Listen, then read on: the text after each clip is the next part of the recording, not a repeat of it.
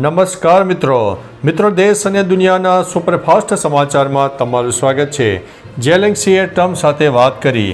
જેલેન્સીએ ટ્રમ્પને ફોન કર્યો અને ગાઝા શાંતિ યોજનાની સફળતા બદલ અભિનંદન આપ્યા।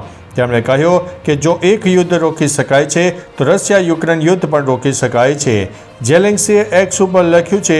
તેમણે ટ્રમ્પને રશિયન હુમલાઓથી પ્રભાવિત તેમના ઊર્જા માળખા વિશે માહિતી આપી અને યુએસ સમર્થન માટે પ્રશંસા વ્યક્ત કરી। બંને દેશોએ હવાઈ સંરક્ષણને મજબૂત બનાવવા માટેના કરારો ઉપર ચર્ચા પણ કરી છે। મિત્રો, અન્ય મહત્વના સમાચારની વાત કરીએ તો વધુ એક યુદ્ધ શરૂ। પાકિસ્તાન અને તાલિબાન વચ્ચે યુદ્ધ જેવી પરિસ્થિતિ સર્જાઈ છે।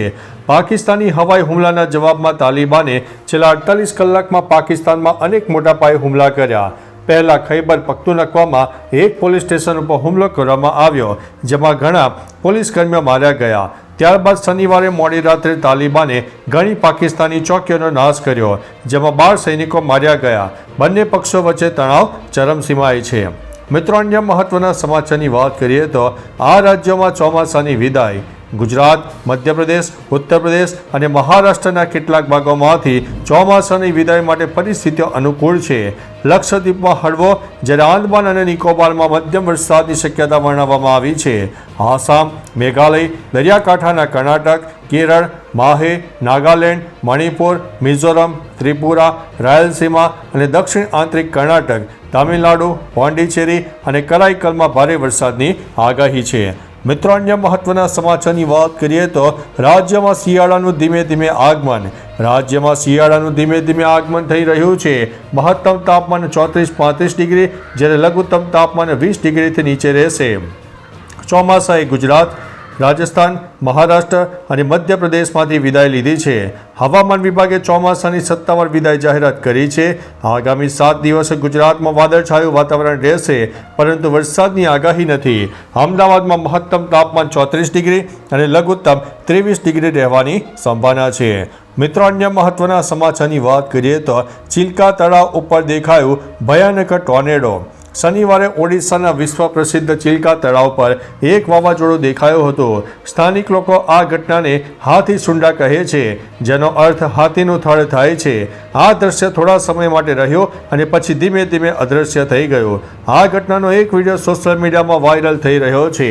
2018 અને 2019માં ચિલ્કા તળાવ પર આવા જ વાવાઝોડા જોવા મળ્યા હતા, પરંતુ આ વખતે દ્રશ્ય વધુ મોટું અને સ્પષ્ટ હતું। મિત્રો, અન્ય મહત્વના સમાચારની વાત કરીએ તો દેશમાં ફેલાયો ઘાતક વાયરસ, ઇમરજન્સી જાહેર, સ્કૂલ અને કોલેજ બંધ। જાપાનમાં 11મી તીવ્ર ફ્લૂ મહામારીનો ગભરાટ મચાવી દીધો છે। 4000થી વધુ લોકો હોસ્પિટલમાં દાખલ થયા છે, જેમાં વૃદ્ધો અને બાળકો સૌથી વધુ પ્રભાવિત થયા છે। સરકારે રાષ્ટ્રવ્યાપી ફ્લૂ મહામારી જાહેર કરી છે। 135થી વધુ શાળાઓ, કિન્ડરગાર્ટન અને ડેકર સેન્ટર્સ બંધ કરી દીધા છે। તજજ્ઞોના મતે વાયરસ ઝડપથી મ્યુટેટ થઈ રહ્યો છે, જે વૈશ્વિક પ્રવાસને કારણે વધુ ફેલાઈ રહ્યો છે। મિત્રો, અન્ય મહત્વના સમાચારની વાત કરીએ તો સરકારી કર્મચારીઓને તત્કાલ અસરથી છૂટા કરાયા। આણંદ મહાનગરપાલિકા કમિશનર મિલિંદ બાપનાએ દિવાળી પહેલા કડક કાર્યવાહી કરી। 2 કર્મચારીઓને કાઢી મૂક્યા।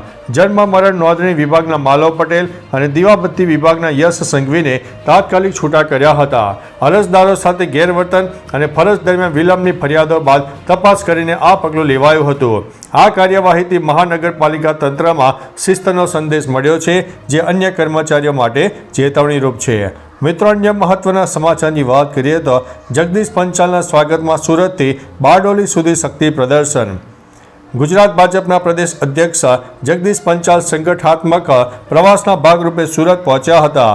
સુરત એરપોર્ટ ઉપર તેમનું ઉષ્માભર્યું સ્વાગત થયું, જેમાં પક્ષના કાર્યકરો અને નેતાઓ મોટી સંખ્યામાં હાજર રહ્યા। ગૃહ રાજ્યમંત્રી હર્ષ સંઘવીની ઉપસ્થિતિમાં સમારોહનું મહત્વ વધાર્યું હતું। સુરત ભાજપે ખાસ તૈયારીઓ કરી, જે દક્ષિણ ગુજરાતમાં પક્ષના ઉત્સાહને પ્રતિબંધિત કરે છે। મિત્રો, અન્ય મહત્વના સમાચારની વાત કરીએ તો ગુજરાતમાં ફાયરિંગની ઘટના। થાનમાં જમીન વિવાદ મુદ્દે વેપારી પર 12થી વધુ લોકોએ હુમલો કર્યો. આ હુમલા દરમિયાન 2 રાઉન્ડ ફાયરિંગ પણ થયું. આ સાથે તલવારથી પણ હુમલો કરવામાં આવ્યા હોવાની ઘટના સામે આવી છે. 10 દિવસમાં આ ફાયરિંગની બીજી ઘટના છે. આ ફાયરિંગ બુટલેગરો દ્વારા કરવામાં આવ્યું હોવાની આશંકા છે. આ ઘટનામાં ઘાયલ થયેલા લોકોને રાજકોટ હોસ્પિટલમાં દાખલ કરાયા છે અને આ પહેલા 23 સપ્ટેમ્બરે પણ 6 રાઉન્ડ ફાયરિંગ કરવામાં આવ્યું હતું. મિત્રો, અન્ય મહત્વના સમાચારની વાત કરીએ તો જગદીશ વિશ્વકર્મા સુરત એરપોર્ટથી સીધા પાટીલના ઘરે પહોંચ્યા છે. ગુજરાત ભાજપના પ્રદેશ અધ્યક્ષ જગદીશ પંચાલ તેમના સંગઠનાત્મક પ્રવાસના ભાગરૂપે સુરતની મુલાકાતે છે. જોકે આ દરમિયાન જગદીશ વિશ્વકર્મા સુરત એરપોર્ટથી સીધા CR પાટીલના ઘરે પહોંચ્યા હતા. તેઓનું CR પાટીલે સ્વાગત કર્યું હતું. CR પાટીલના નિવાસસ્થાને અન્ય નેતાઓની હાજરી પણ જોવા મળી. કડોદરાથી બારડોલી સુધી શક્તિશાળી બાઇક રેલીનું પણ આયોજન થયું હતું. મિત્રો, અન્ય મહત્વના સમાચારની વાત કરીએ તો અમદાવાદીઓ ધ્યાન આપો, બ્રિજ થશે બંધ. અમદાવાદમાં શાસ્ત્રી બ્રિજના એક તરફનું સમારકામ શરૂ થશે. નવેમ્બર સુધી નારોલ અને વિશાલ જવાના માર્ગ પરનો બ્રિજનો એક તરફનો બંધ રહેશે. ભારે વાહન ચાલકો માટે અવરજવર ઉપર રોક લગાવવામાં આવી છે અને તંત્ર દ્વારા બેરિકેડિંગ લગાવીને કોર્ડન કરવામાં આવ્યો છે. બ્રિજ પર સૂચના અને બેરિકેડ લગાવવામાં આવ્યા છે. આ અગાઉ પણ શાસ્ત્રી બ્રિજના સમારકામ માટે બંધ કરવામાં આવ્યો હતો. મિત્રો, અન્ય મહત્વના સમાચારની વાત કરીએ તો CMએ કર્યા મવડી જિનાલયમાં દર્શન.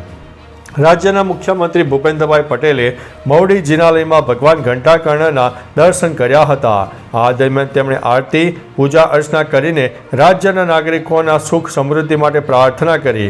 આ પ્રસંગે રાજ્યમાં ચાલી રહેલા વિકાસ સપ્તાહની ઉજવણી અંતર્ગત યોજાયો હતો, જ્યારે તેમણે ગાંધીનગર જિલ્લામાં વિકાસ રથના પ્રસ્થાન માટે મવડી તીર્થસ્થળ પર હાજરી પણ આપી હતી.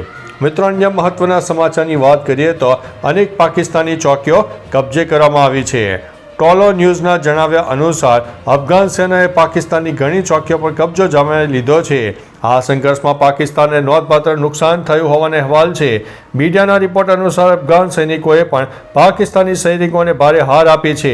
એ નોંધવું મહત્વપૂર્ણ છે કે પાકિસ્તાને તાલિબાન શાસકના વિદેશ પ્રધાન અમીર ખાન મુત્તાકીની 8 દિવસની ભારત મુલાકાત દરમિયાન અફઘાનિસ્તાન ઉપર હુમલો કર્યો હતો. તો ચાલો મિત્રો, ફરીથી દેશ અને દુનિયાના સુપરફાસ્ટ સમાચાર લઈને મળતા રહીશો. ત્યાં સુધી અમને રજા આપશો. નમસ્તે.